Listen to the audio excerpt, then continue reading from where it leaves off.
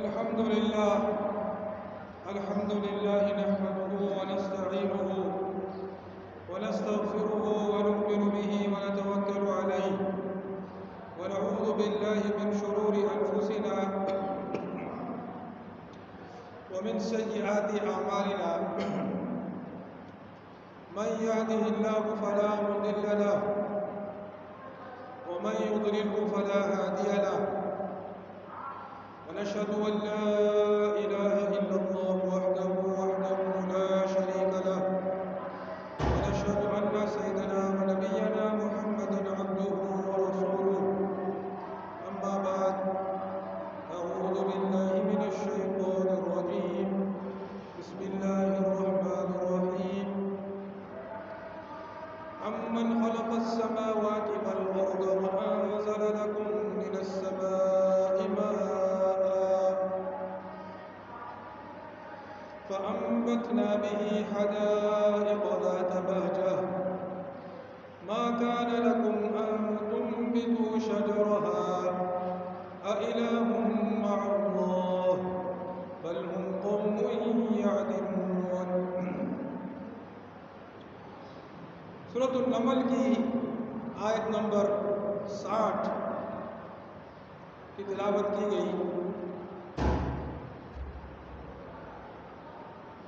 اللہ پاک اس آیت میں اور اس کے بعد والی آیتوں میں اپنی شان کا ذکر فرماتے ہیں کہ میری شان کیا ہے، اور جو میری شان ہے وہ کسی اور کی شان نہیں ہے. جو میری شان ہے وہ کسی اور کی شان نہیں ہے. اور اس طرح بندوں کی توجہ اس طرف ہونا مقصود ہے کہ جس کی شان ایسی ہو وہی عبادت کے لائق ہے. جس کی شان ایسی ہو وہی اس لائق ہے کہ اسے حاجت روا اور مشکل کشا مانا جائے. اللہ پاک فرماتے ہیں امن خلق السماوات والارض، بتاؤ کیا وہ ذات، بھلا وہ کون ہے جس نے آسمانوں اور زمین کو پیدا کیا. وَأَنزَلَ لَكُم مِّنَ السَّمَاءِ مَاءً، اور تمہارے لیے آسمان سے پانی اتارا. فَأَنبَتْنَا بِهِ حَدَائِقَ ذَاتَ بَهْجَةٍ، پھر ہم نے اس پانی سے بارونق باغ اگائے. مَا كَانَ لَكُمْ أَن تُنبِتُوا شَجَرَهَا، تمہارے بس میں نہیں تھا کہ تم ان کے درختوں کو اگا سکتے. اَإِلَٰهٌ مَّعَ اللَّهِ، کیا اللہ کے ساتھ کوئی اور خدا ہے. بل ہم قوم یعدلون، نہیں بلکہ ان لوگوں نے راستے سے منہ موڑ رکھا ہے. اب اس آیت میں بیان شروع ہوا کہ وہ ذات جس نے زمین و آسمان کو پیدا کیا ہے، اور وہ ذات جو آسمان سے پانی برساتا ہے، اور پھر ہم جو ہیں یعنی اللہ سبحانہ و تعالی اس پانی کے ذریعے سے باغات کو اگاتا ہے. بارونق باغات کو دیکھنے میں بھی بہت ہی خوشنما، اندر میں سیر کرنے میں بھی بہت ہی مزیدار، اور پھر ان کا پھل کھاؤ تو اس کی تو الگ ہی بات ہے. مَا كَانَ لَكُمْ أَن تُنبِتُوا شَجَرَهَا، تمہارے بس میں نہیں تھا کہ تم اس کے درختوں کو اگا سکتے. اَإِلَٰهٌ مَّعَ اللَّهِ، کیا اللہ کے علاوہ کوئی اور معبود ہے؟ مشرکوں سے پوچھو کہ زمین و آسمان کو کس نے پیدا کیا، وہ بولیں گے اللہ نے پیدا کیا۔ بولا آسمان سے بارش کون برساتا ہے؟ اللہ برساتا ہے۔ باغات کو کس نے پیدا کیا؟ اللہ نے پیدا کیا۔ پھلوں کو کس نے پیدا کیا؟ اللہ نے پیدا کیا۔ سب چیزوں کو اللہ نے پیدا کیا، لیکن جب عبادت کی بات آتی ہے تو عبادت میں اللہ کے ساتھ شریک کرتے ہیں۔ عبادت میں اللہ سبحانہ و تعالیٰ کے ساتھ غیر اللہ کو پکارتے ہیں، اور پکارنا، دعا کرنا یہ عبادت ہے۔ حدیث میں ہے الدعاء مخ العبادہ، کہ دعا عبادت کا مغز ہے، اور الدعاء هو العبادہ، دعا ہی عبادت ہے۔ وقال ربكم ادعوني استجب لكم، تمہارے رب نے فرمایا کہ مجھے پکارو، میں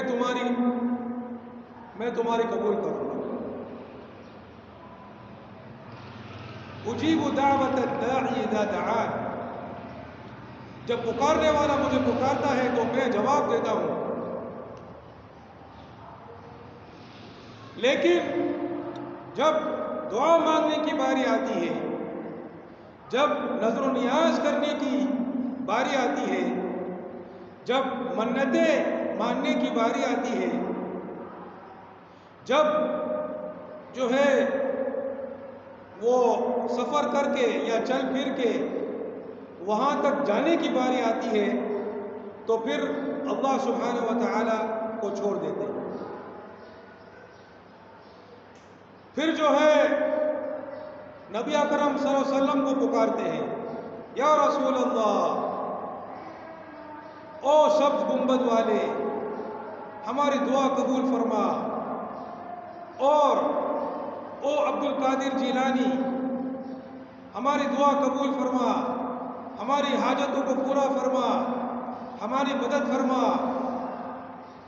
اور کسی کو جو ہے وہ قطب بنایا ہوا ہے، اور کسی کو غوث بنایا ہوا ہے، اور کسی کو پتہ نہیں کیا کیا بنایا ہوا ہے، اور پھر ان کے لیے درجات مقرر کیے ہوئے ہیں کہ قطب جو ہے وہ یہ کام کرتا ہے، اور غوث جو ہے وہ یہ کام کرتا ہے۔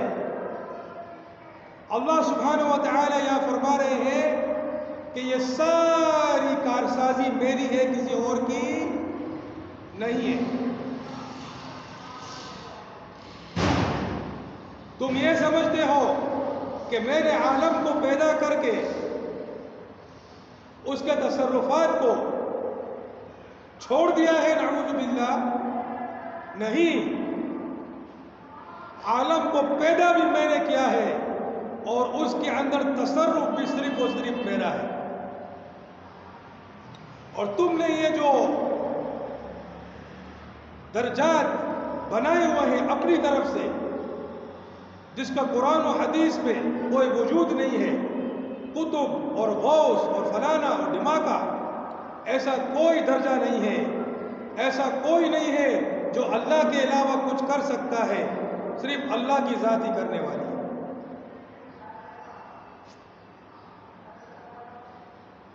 تو کیا اللہ کو چھوڑ کر کسی اور کو معبود بنایا ہوا ہے؟ بل ہم قوم یعدلون، لیکن وہ راستے سے ہٹے ہوئے ہیں۔ پھر آگے سنو، امن جعل الارض قرارا، بھلا وہ کون ہے جس نے زمین کو قرار کی جگہ بنایا کہ تم اس میں قرار پکڑ سکتے ہو۔ اگر زمین ہلتی ہوتی تو ہم اس میں ٹھہر سکتے، اگر زمین میں ہر جگہ پہاڑ ہی پہاڑ ہوتے دیواروں کی طرح تو کیا ہم اس پر رہ سکتے؟ یا اگر زمین کی آب و ہوا دوسرے سیاروں کی طرح ہوتی تو کیا ہم اس میں ٹھہر سکتے؟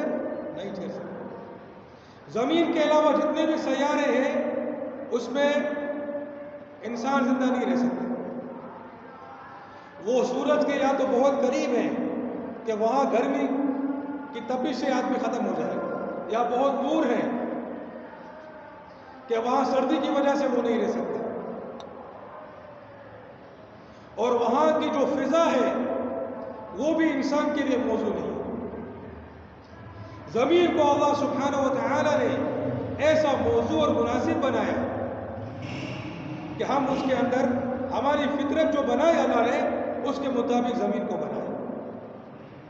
امن جعل الارض قرارا، پھر فرمایا وجعل خلالها انہارا، اور اس کے بیچ بیچ میں دریا بنائے. اللہ اکبر. اگر زمین ہوتی اور پانی نہ ہوتا تو کیا کوئی بھی جاندار نہیں رہ سکتا. دریاؤں کا پانی جاری کیا. اللہ اکبر. میٹھا میٹھا پانی، اور سرد علاقوں میں ٹھنڈا اور میٹھا اور صاف شفاف پانی. وجعل خلالها انہارا وجعل لها رواسي، اور اس کے لیے میٹھے گار دی یعنی پہاڑ. اللہ اکبر.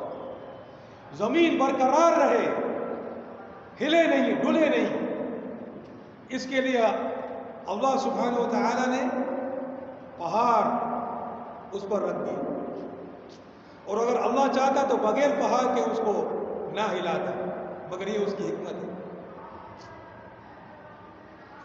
وجعل بین البحرین حاجزا، اور دو سمندروں کے درمیان میں ایک آر رکھ دی ہے.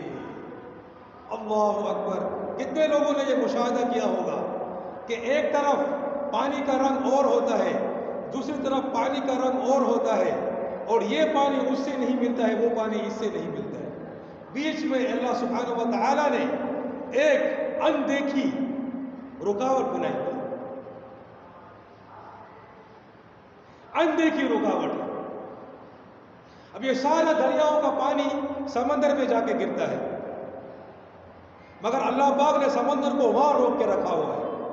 اگر سمندر کو اس طرف کر دے تو سارا پانی کھڑا ہو جائے.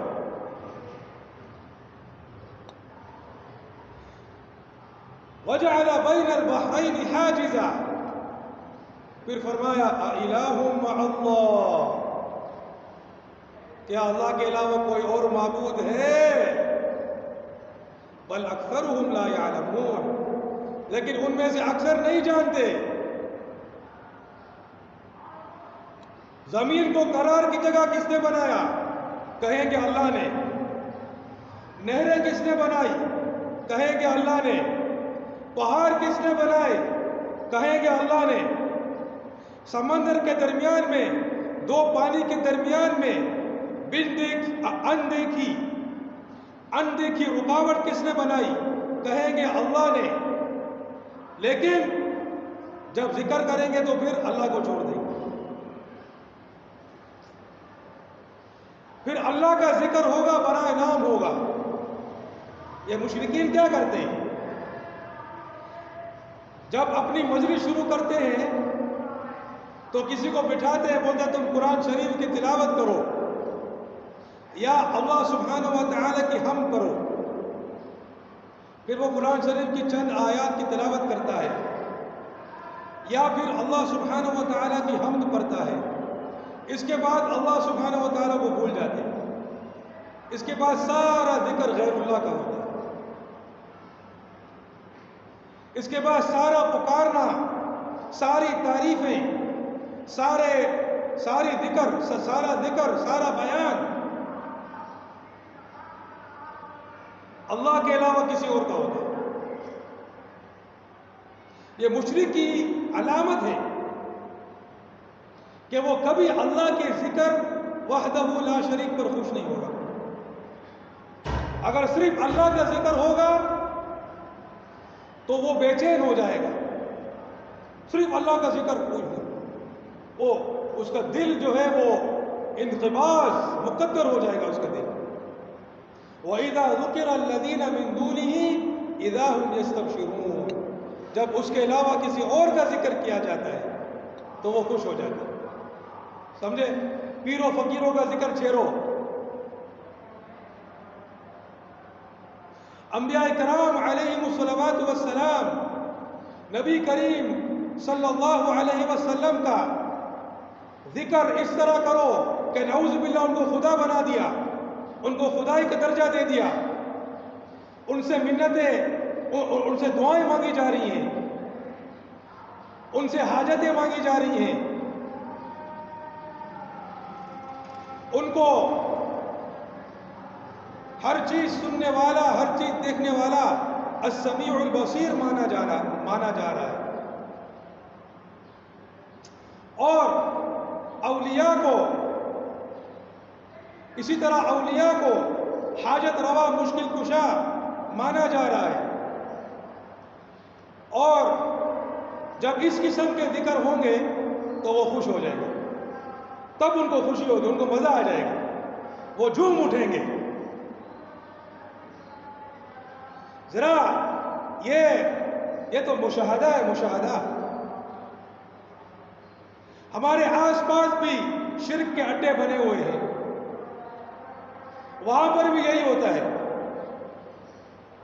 وہاں پر بھی اللہ کا ذکر برائے نام کر کے پھر غیر اللہ کو پکارنا شروع ہو جاتا ہے. وَإِذَا ذُكِرَ الَّذِينَ مِن دُونِهِ إِذَا هُمْ يَسْتَبْشِرُونَ. یہ مشرک کی علامت ہے کہ جب اللہ کے علاوہ کسی اور کا ذکر کیا جاتا ہے تو وہ خوش ہو جاتا ہے، اس کو خوشی ملتی ہے. وہ اتنا بڑا شیطان ہے کہ اس کو اللہ کے ذکر سے خوشی نہیں ملتی، اس کو غیر اللہ کے ذکر سے خوشی ملتی ہے. اگر اس کے سامنے یا اللہ مدد کہو، یا اللہ تو ہی حاجت روا ہے، یا اللہ تو ہی مشکل کشا ہے، تیرے علاوہ کوئی نہیں، صرف تجھی سے مانگنا ہے، صرف تیری ہی عبادت کرنی ہے، ساری دعائیں تیرے لیے ہیں، ساری تعریفیں تیرے لیے ہیں. السمیع البصیر صرف تو ہے، صرف تیری ذات ہے جو ہر چیز کو سنتی ہے، ہر چیز کو دیکھتی ہے. جب اس طرح کا ذکر کرو تو وہ پریشان ہو جائے گا. اس کے اندر کا شیطان اس کو تل ملا اٹھے گا وہ کہ یہ کیا بات کر رہا ہے. یہ مشرک کی شان ہے. تو اللہ سبحانہ و تعالی ان مشرکوں کو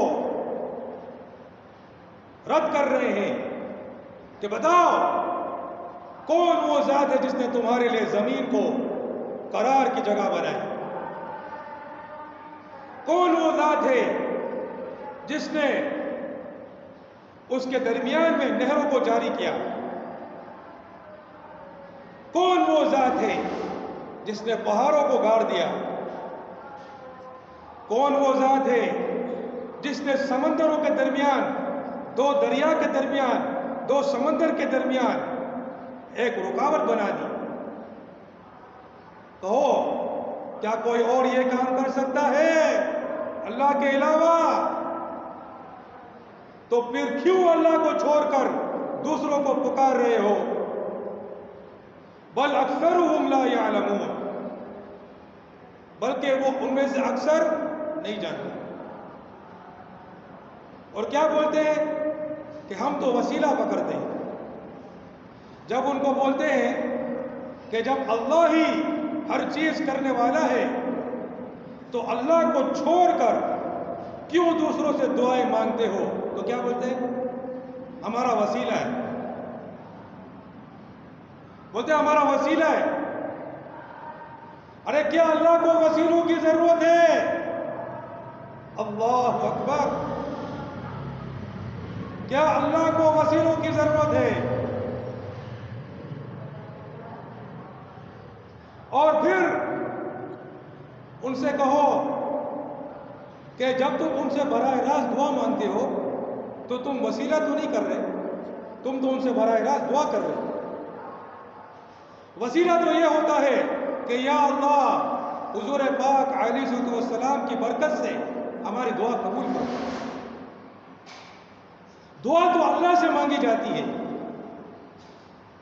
نبی صلی اللہ علیہ وسلم کا نام برکت کے لیے لیا جاتا ہے، لیکن یہ نبی صلی اللہ علیہ وسلم سے براہ راست مانگتے ہیں، اولیاء سے براہ راست مانگتے ہیں، پھر بولتے ہیں ہم وسیلہ کرتے ہیں۔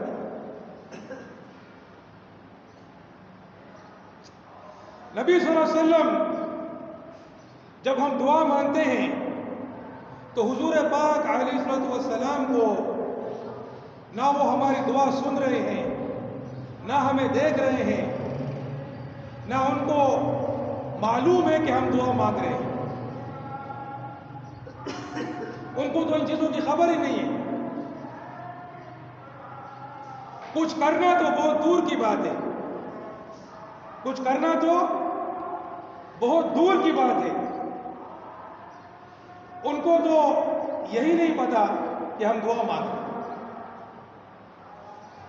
یہ تو اللہ کی شان ہے کہ وہ ہر چیز کو دیکھتا ہے، ہر چیز کو سنتا ہے، ہر چیز پر گواہ ہے،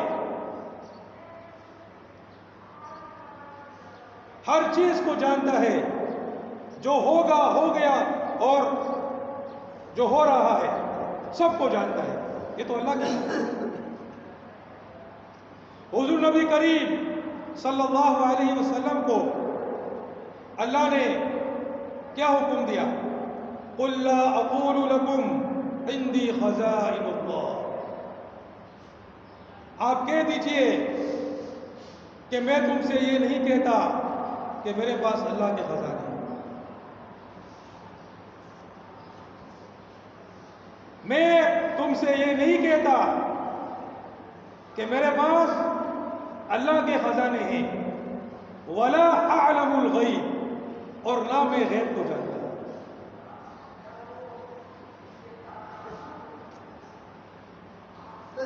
قُلْ إِنِّي لَا أَمْلِكُ لِنَفْسِي نَفْعًا وَلَا ضَرًّا إِلَّا مَا شَاءَ اللَّهُ، اے نبی آپ کہہ دیجئے کہ میں اپنی جان کے نفع نقصان کا بھی مالک نہیں ہوں، جو اللہ نے چاہا وہی ہوگا۔ قُلْ لَا أَمْلِكُ لَكُمْ ضَرًّا وَلَا رَشَدًا، اے نبی آپ کہہ دیجئے کہ میں تمہارے نقصان کا اور تمہاری ہدایت کا مالک نہیں ہوں۔ حضور نبی کریم صلی اللہ علیہ وسلم ہمیں بتا رہے ہیں صاف صاف کہ میں اللہ کا نبی ہوں، میں اللہ کا بندہ ہوں، میں اللہ نہیں ہوں، اور نہ اللہ کی شان میری شان ہے۔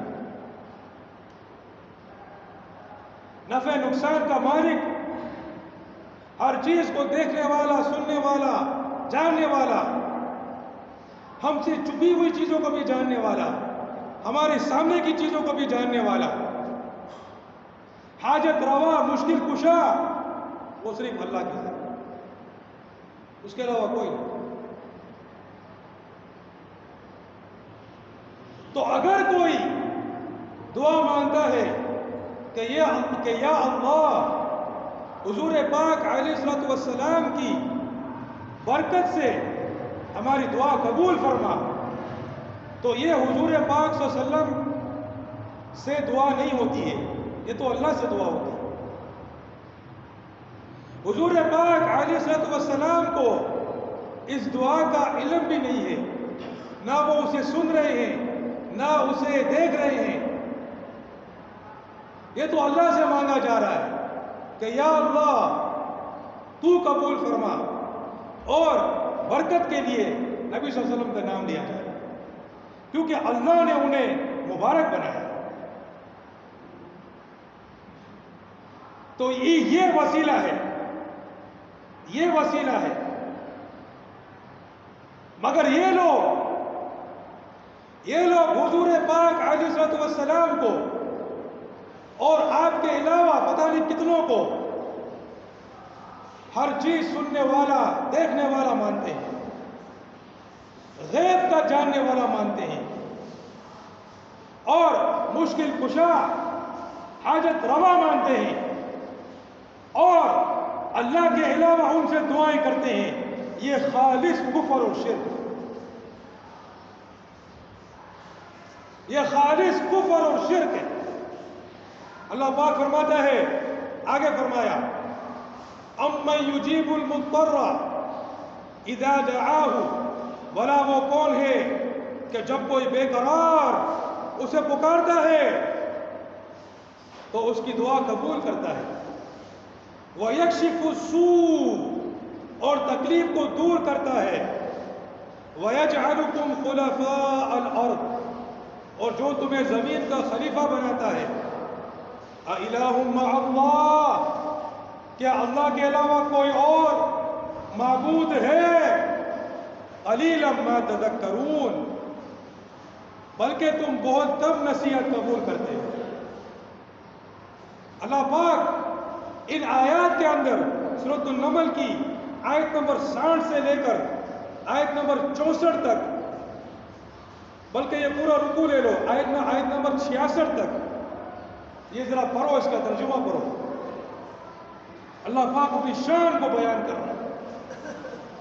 کون ہے جو مضطر، جو اضطرار میں ہے، مشکل میں ہے، پریشانی میں ہے، تکلیف میں ہے، مشکل میں ہے، بے قراری میں ہے، بے چینی میں ہے، جب وہ پکارتا ہے اس کو تو اس کی پکار قبول کرتا ہے. کون ہے وہ؟ اَمَّن يُجِيبُ الْمُضْطَرَّ اِذَا دَعَاهُ، کون ہے؟ مشرکوں سے پوچھو کون ہے. اگر ایک دفعہ کیا ہوا، ایک دفعہ ڈیفینس کے اندر ایک بابا وہ نعت پڑھ رہا تھا.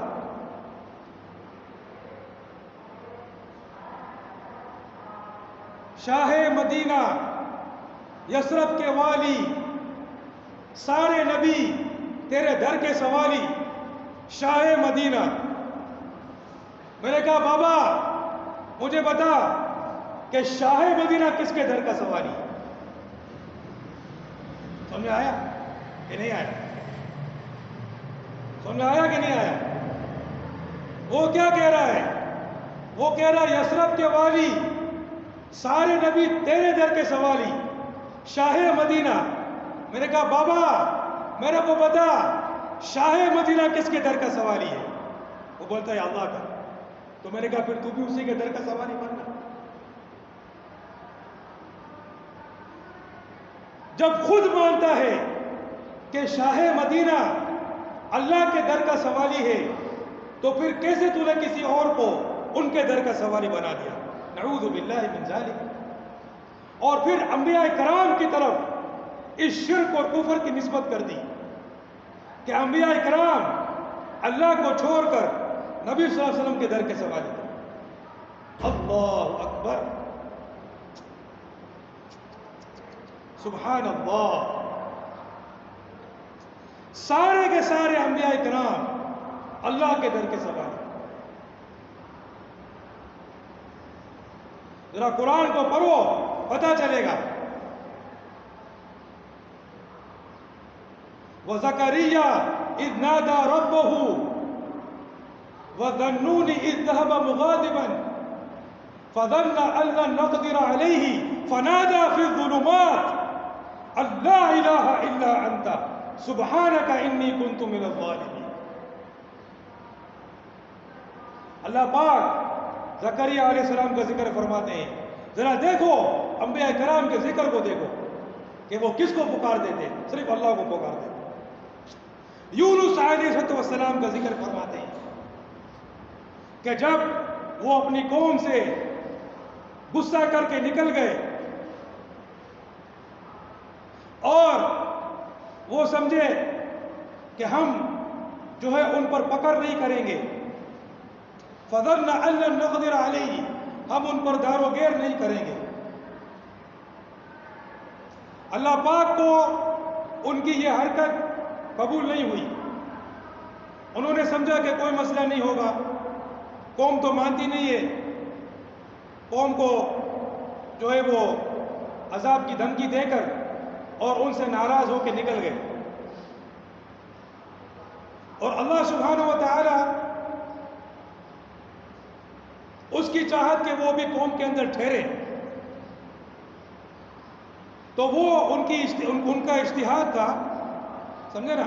انبیاء کرام سے بعض دفعہ اجتہاد میں خطا ہو جاتی ہے کہ وہ سمجھتے ہیں کہ یہ اس کام میں کوئی اللہ کی کوئی ناراضگی نہیں ہے، اور پھر بعد میں پتہ چلتا ہے کہ وہ کام اللہ کو قبول نہیں تھا۔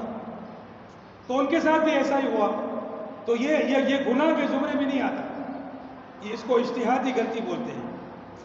تو مصری کے پہ مشہور واقعہ ہے، کشتی میں بیٹھے اور پھر ایک مچھلی نے اللہ کے حکم سے ان کو لے لیا۔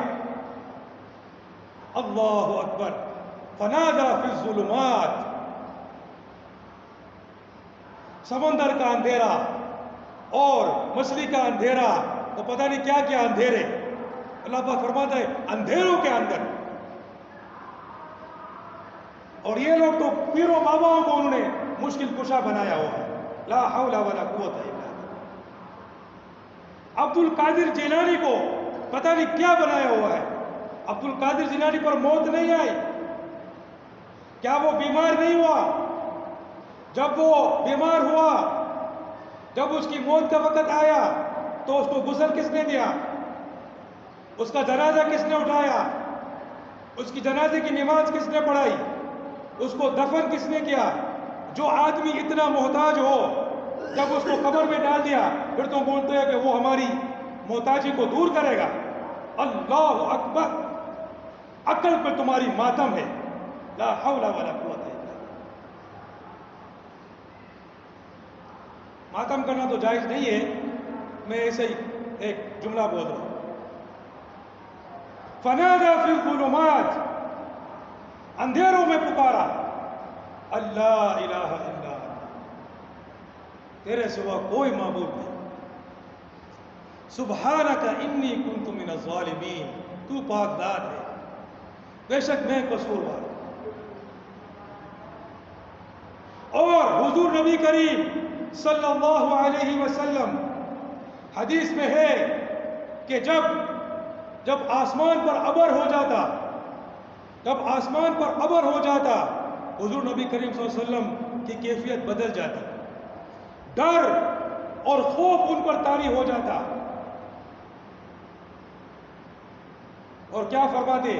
مجھے ڈر ہے کہ یہ کہیں وہ نہ ہو جو عاد کو دکھایا گیا تھا، فلما رأوه عارضا مستقبل أوديتهم قالوا هذا عارض ممطرنا بل هو ما استعجلتم به ريح فيها عذاب أليم، کہ جب انہوں نے بادل کو دیکھا تو کہا یہ تو ابر ہے، ہم پر بارش ہوگی، نہیں، یہ وہ چیز ہے جس کی تم جلدی کر رہے ہو، یہ خطرناک ہوا ہے جس کے اندر عذاب علیم ہے۔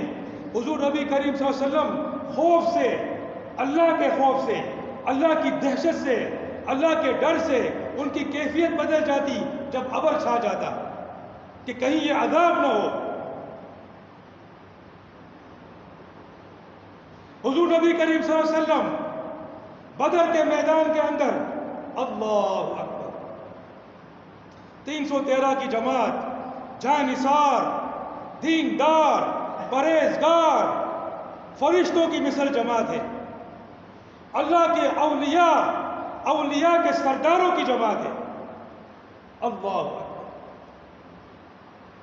حضور نبی کریم صلی اللہ علیہ وسلم اللہ سے دعا میں مشغول ہیں، اللہ سے دعا میں مشغول ہیں، اللہ سے دعا میں مشغول ہیں، یا اللہ اگر یہ جماعت آج ہلاک ہو گئی، زمین پر تیری عبادت نہیں ہوگی، یا اللہ یا اللہ یا اللہ، امن یجیب المضطر اذا دعاہ، کون ہے کہ جو بے قرار کی دعا قبول کرتا ہے؟ ذرا پوچھو ان مشرکوں سے۔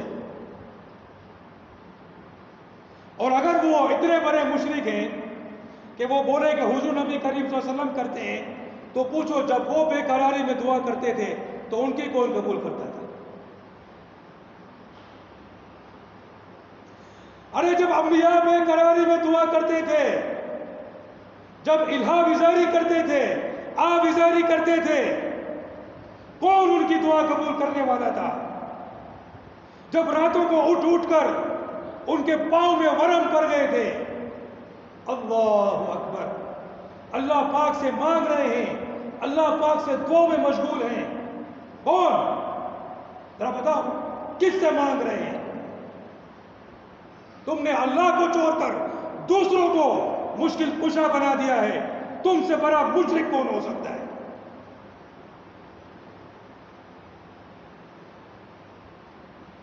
اللہ کو پکاریں گے، اس کے ساتھ غیر اللہ کو پکاریں گے، جب تک غیر اللہ کو نہیں پکاریں گے ان کی دعا پوری نہیں ہوگی۔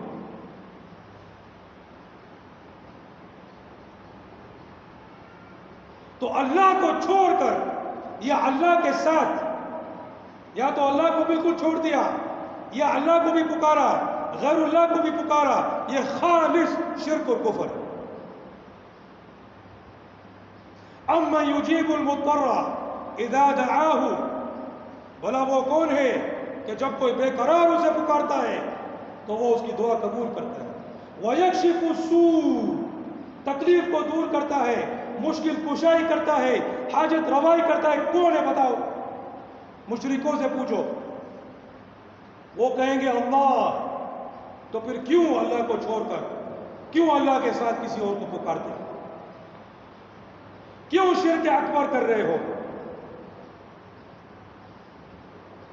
کیوں وہ کام کر رہے ہو جس کی سزا ہمیشہ کے لیے جہنم ہے؟ وَيَجْعَلُكُمْ خُلَفَاءَ الْأَرْضِ، اور تمہیں زمین میں خلیفہ بنایا، کہ جو تم سے پہلے تھے ان کے پیچھے تم کو بنایا۔ خلیفہ کا مطلب پیچھے آنے والا، ایک مطلب تو وہ بھی ہے خلیفہ جو امیر المومنین ہوتا ہے، اور ایک مطلب یہ بھی ہے کہ پیچھے آنے والا۔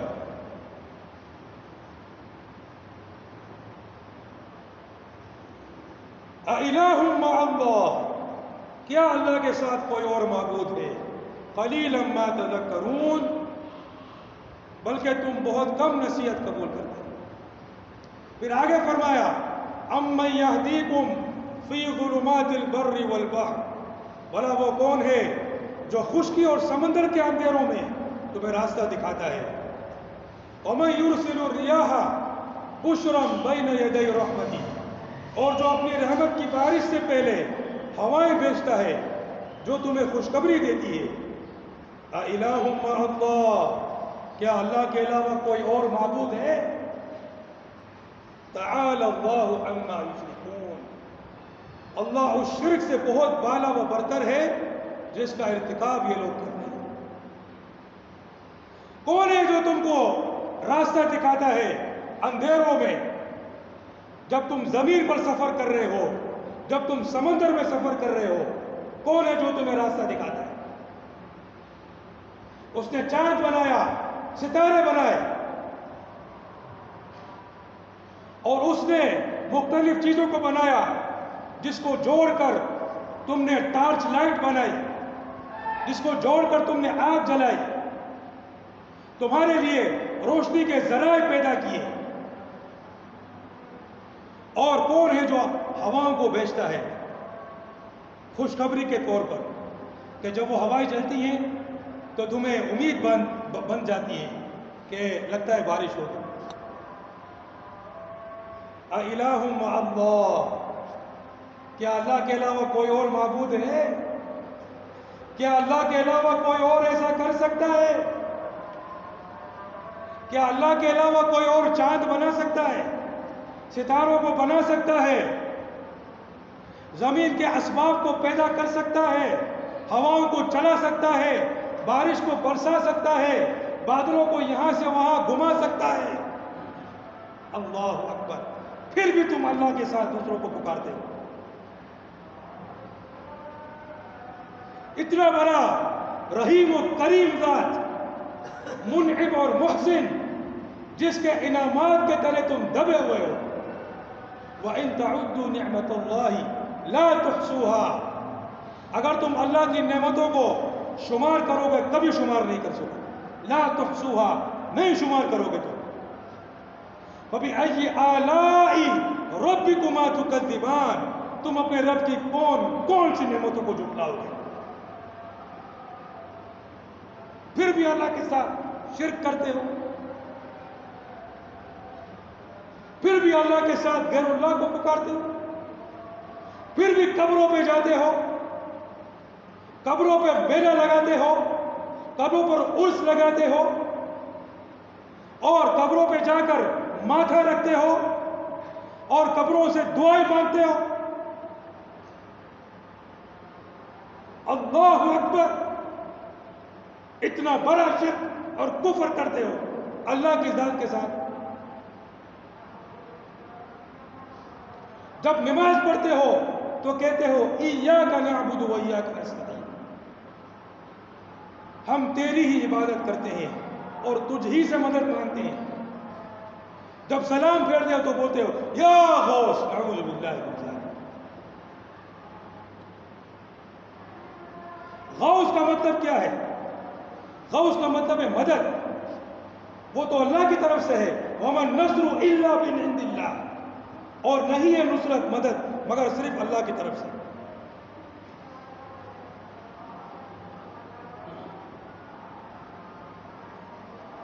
تو اللہ کو چھوڑ کر دوسروں کو پکارتے ہو۔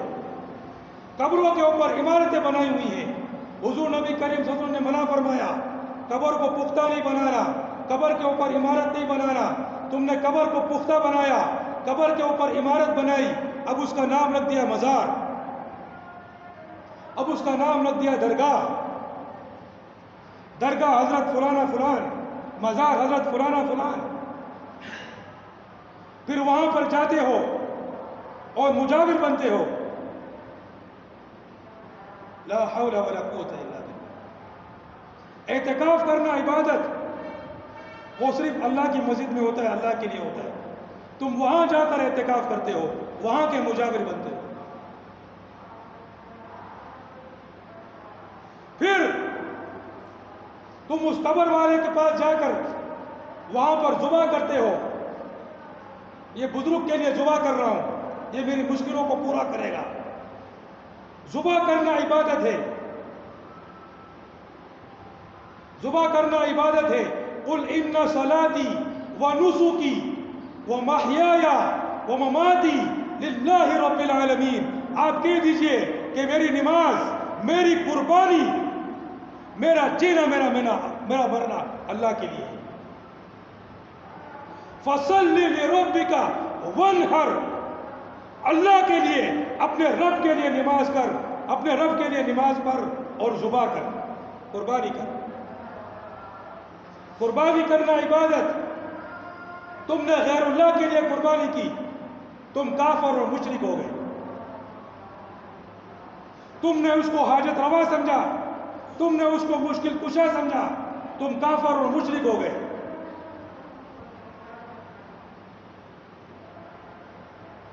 تو پھر اللہ پاک فرماتا ہے امن یبدأ الخلق، بھلا وہ کون ہے جس نے ساری مخلوق کو پہلی بار پیدا کیا، ثم یعیدہ، پھر وہ اس کو دوبارہ پیدا کرے گا، ومن یرزقکم من السماء والارض، اور جو تمہیں آسمان و زمین سے روزی دیتا ہے، اِلٰہ مع اللہ، کیا اللہ کے ساتھ کوئی اور خدا ہے؟ قل ہاتوا برہانکم ان کنتم صادقین، لاؤ اپنی دلیل اگر تم سچے ہو۔ آپ کہہ دیجئے ان سے کہ اپنی دلیل لے کر آؤ اگر تم سچے ہو۔ امن یبدأ الخلق، کس نے مخلوقات کو پہلی بار پیدا کیا؟ ذرا بتاؤ، کس نے حضور پاک صلی اللہ علیہ وسلم کو بنایا؟ کس نے بنایا حضور پاک صلی اللہ علیہ وسلم کو؟ ذرا ان سے پوچھو، ذرا مشرکین سے پوچھو کہ نبی صلی اللہ علیہ وسلم کو کس نے پیدا کیا؟ کون ان کا مالک ہے؟ کون ان کا خالق ہے؟ کون ان کو بنانے والا ہے؟ کون ان کو زندہ کرنے والا ہے؟ اور جب ان پر موت آئی تو کس نے ان کو موت دی؟ کس نے ان کو موت دی؟ اللہ نے ان کو موت دی۔ اور جب قیامت ہوگی تو پورا جہاں تباہ ہو جائے گا. کون تباہ کرے گا؟ اللہ تباہ کرے گا. سارے جہاں کو پیدا اس نے کیا. نبی صلی اللہ علیہ وسلم کو پیدا اس نے کیا, جبریل کو پیدا اس نے کیا, میکائیل کو پیدا اس نے کیا, اور صحابہ کرام کو اس نے بنایا, اور اولیاء کو اس نے بنایا, اور موت بھی اسی نے دی. نہ وہ اپنے بنانے کو رکوا سکے, نہ اپنے مروانے کو رکوا سکے. اور جب قیامت ہوگی تو پورا عالم اللہ پاک ختم کر دے گا, کوئی اس کو روک نہیں سکے گا. اللہ کے علاوہ کوئی اور معبود ہے؟ اللہ کے علاوہ کوئی اور حاجت روا ہے؟ اللہ کے علاوہ کوئی اور مشکل کشا ہے؟ ذرا سوچو اس بات کو. اللہ کو چھوڑ کر دوسروں کو پکارتے ہیں. ارے ان کو کس نے بنایا؟ اپنے وجود میں وہ اللہ کے محتاج ہے, اپنی بقا میں اللہ کے محتاج ہے. اور جب اللہ نے موت طاری کر دی, اللہ کی موت کو روک بھی نہیں سکتا.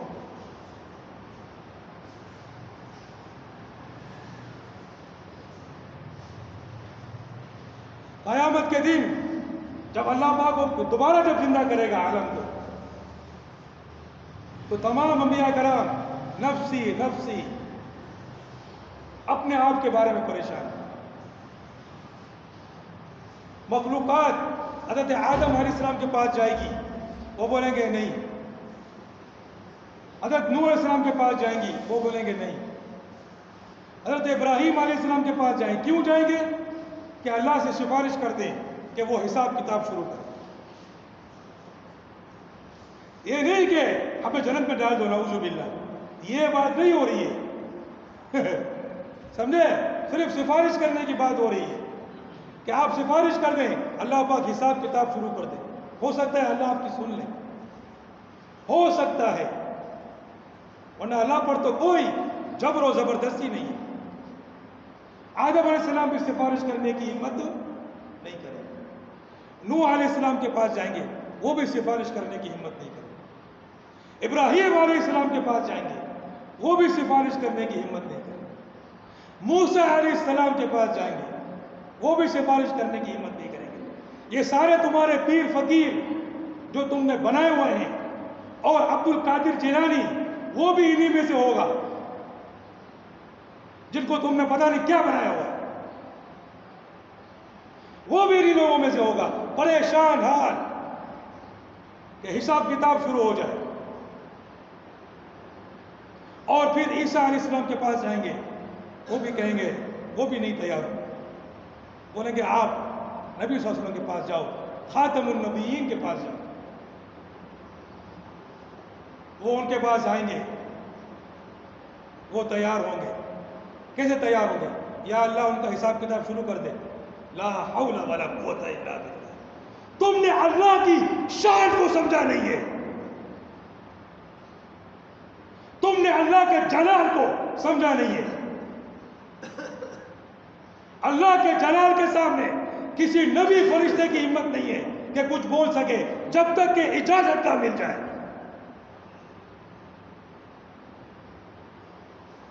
حضور نبی کریم صلی اللہ علیہ وسلم کو اللہ پاک نے یہ مقام عطا فرما دیا ہے کہ وہ سفارش کریں گے. ان کو بتا دیا ہے کہ یہ آپ کا مقام ہے, تو وہ اس کے لیے تیار ہوں گے. لیکن کیسے؟ کیا وہ یوں کہیں گے یا اللہ تو حساب کتاب شروع کر؟ نعوذ باللہ من ذالک. تم نے اللہ کو کیا سمجھا ہوا؟ اس کے جلال کے سامنے, اس کی بزرگی کے سامنے کسی کو پر مارنے کی اجازت نہیں ہے. حضور نبی کریم صلی اللہ علیہ وسلم سجدے میں گر جائیں گے, سجدے میں گر جائیں گے. اللہ اکبر. اور اللہ پاک حضور صلی اللہ علیہ وسلم فرماتے ہیں کہ اللہ پاک, یہ بالکل ٹھوس حدیث ہے, بخاری مسلم کی حدیث ہے یہ. حضور نبی کریم صلی اللہ علیہ وسلم, حضور نبی کریم علیہ السلام فرماتے ہیں کہ اللہ پاک اس روز مجھے اپنی ایسی تعریف سکھائے گا جو میں ابھی نہیں جانتا. اس روز مجھے ایسے کلمات عطا کرے گا مجھے اس طریقے سے اپنی تعریف کرنا سکھائے گا جو ابھی میں نہیں جانتا، تو میں اس طریقے سے اللہ کی تعریف شروع کروں گا اور سجدے میں پڑا رہوں گا، سجدے میں پڑا رہوں گا، یہاں تک کہ اللہ پاک خود فرمائیں گے یا محمد، اے محمد ارفع راسک، اپنے سر کو اٹھا، سل تعطا، تو مانگ تجھے عطا کیا جائے گا، تو شفاعت کر تیری شفاعت قبول ہو۔ یہ ہے اللہ کی شان کہ کوئی اللہ کی اجازت کے بغیر بول بھی نہیں سکتا ہے اللہ کے حضور کیا ہے۔ اور یہ لوگ پتہ نہیں کیا سمجھتے ہیں، حضور نبی کریم صلی اللہ علیہ وسلم کی ذات کی بات کر رہے ہیں، مخلوقات کے سردار اور امیر، ساری مخلوقات میں سب سے افضل، کوئی بھی نبی اس کام کے لیے تیار نہیں ہوگا، سب اللہ کے جلال سے اتنے دہشت زدہ ہوں گے، کسی کو ہمت نہیں ہوگی۔ اور یہ تو نبی کی شان ہے، وہ سب سے زیادہ اللہ سے خوف رکھنے والا ہوگا۔ حضور نبی کریم صلی اللہ علیہ وسلم بھی اس لیے تیار ہوں گے کہ اللہ پاک نے ان کو بتا دیا ہے کہ یہ مقام آپ کا ہوگا قیامت کے دن، اور جب اس کام کے لیے تیار ہوں گے کچھ بھی نہیں، سجدے میں گر جائیں گے، اللہ کی تعریف شروع کر دیں گے، جب تک کہ اللہ رب العزت خود کہے گا اے محمد سر اٹھا، مانگ کیا تجھے چاہیے، اور پھر کہیں گے یا ربی امتی، یا ربی امتی، پھر اپنی امت کے حق میں شفاعت کریں گے، حساب کتاب کے شروع کرنے کے لیے شفاعت کریں گے، مگر شفاعت صرف ان لوگوں کے لیے ہوگی جو مومن مسلمان ہوگا، کسی مشرک کافر کے لیے شفاعت کبھی نہیں ہوگی۔ جو اللہ کے ساتھ شرک کرتا ہے، جو حضور نبی کریم صلی اللہ علیہ وسلم کو اللہ کا شریک بناتا ہے، اولیاء کو اللہ کا شریک بناتا ہے، اللہ کے علاوہ ان کو پکارتا ہے، اللہ کے علاوہ ان سے دعائیں مانگتا ہے، ان کے لیے ہرگز کوئی شفاعت نہیں ہوگی، کیونکہ اللہ کی طرف سے اس کی اجازت نہیں ہے۔ سفارش صرف ان کے لیے ہوگی جن کے لیے اللہ اجازت دے گا، اور وہ ہوں گے مسلمان مومن، کافر مشرک کے لیے کوئی شفاعت نہیں۔